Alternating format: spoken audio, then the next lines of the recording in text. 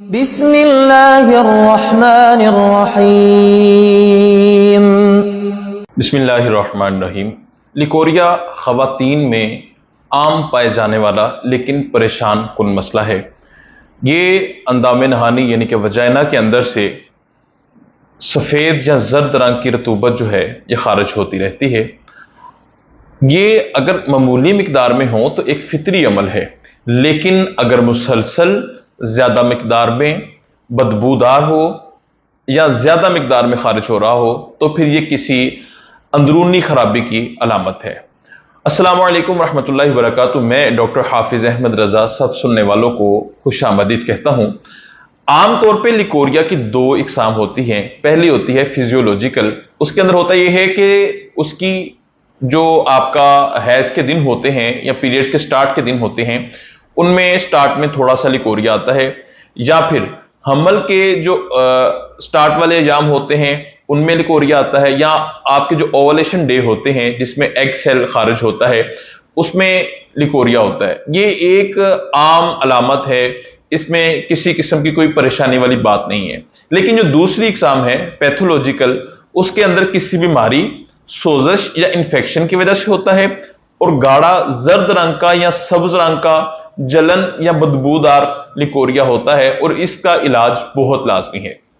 اچھا، لیکوریا کی جو عام علامات ہیں اس میں ہوتا یہ ہے کہ وجائنا سے مسلسل یا وقفے سے سفید رنگ کا پانی خارج ہوتا رہتا ہے، اور آپ کو نیند کی کمی محسوس ہوتی ہے، نیند ٹھیک سے نہیں آتی، جنسی سرد مہری ہو جاتی ہے، یعنی کہ بیوی کا اپنے شوہر کے پاس جانے کو دل نہیں کرتا، کمر میں بہت زیادہ درد ہوتا ہے، تھکاوٹ بہت زیادہ رہتی ہے، چڑچڑا پن ہو جاتا ہے، ٹھیک ہے، کمزوری بہت زیادہ محسوس ہوتی ہے، بھوک کی کمی جو ہے وہ سخت ہو جاتی ہے۔ اس کے علاوہ جو وجائنا ہوتی ہے اس پہ جلن یا خارش آپ کو ہونا لگ جاتی ہے۔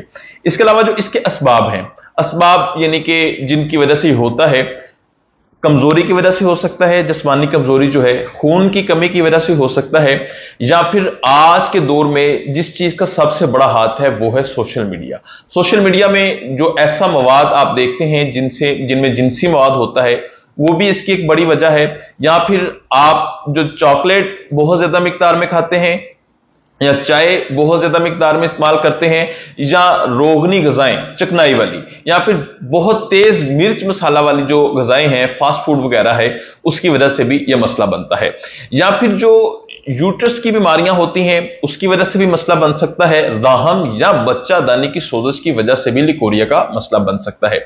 اس کے علاوہ جو جنسی طور پہ بیماریاں منتقل ہوتی ہیں ان کی وجہ سے بھی یہ مسئلہ بن سکتا ہے۔ تو اگر آپ کو لیکوریا بہت پرانا ہے اور آپ کو بہت زیادہ اس کی سمیل آتی ہے، جلن کرتا ہے، بدبودار ہے، گاڑھا پیلے رنگ کا ہے یا سبز رنگ کا ہے، آپ کو اس کی وجہ سے کمزوری بہت زیادہ محسوس ہوتی ہے، کمر میں درد رہتا ہے، تھکاوٹ آپ کو ہر دفعہ فیل ہوتی ہے، یا آپ کو نیند کی کمی ہے، اور خصوصاً لیکوریا کی وجہ سے آپ کے پیریڈز بھی ڈسٹرب ہو جاتے ہیں، تو اگر ان میں سے آپ کو کوئی بھی علامات ہیں تو آپ کو اس کا علاج لازمی کروانا چاہیے۔ بہت ساری خواتین جو ہیں وہ کمپلین کرتی ہیں کہ سال ہر سال سے یہ مسئلہ ہے لیکن کور نہیں ہو رہا۔